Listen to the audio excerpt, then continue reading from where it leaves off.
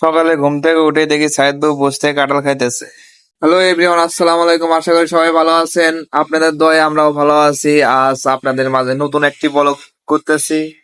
আজ আমার অফিস ছুটি, শুক্রবার। আজকে বাসায় আছি। দেখেন সাইদ বাবু কি খাইতেছে।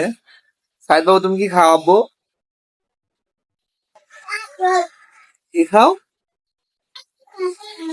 কাটল খাও? কাঁঠাল খাইতে পারো? সকালে খাওয়ার জন্য বউ আমার সামনে পান্তা ভাত, তরকারি আর লবণ দিয়ে যায়। আসলে পান্তা ভাত খেলে সারাদিন পেটটা ঠান্ডা থাকে। অবশেষে পান্তা ভাত খাওয়া আমার শেষ। এদিকে দেখি আমার দুষ্টু ছেলেটি ভুট্টা নিয়ে খেলা করতেছে। খেলা করতে করতে আমার দুষ্টু ছেলেটি তারপরে উঠে গেল। তারপরে দুষ্টু ছেলেটি খাটের উপর থেকে খোরা নিয়ে বাইরে গেল, আবার জেনে কি নিয়ে আসে। সাইদ বাবু আবার কাঁঠাল নিয়ে এসে কাঁঠাল খাওয়া শুরু করছে। সেই স্বাদ, কত সেই স্বাদ।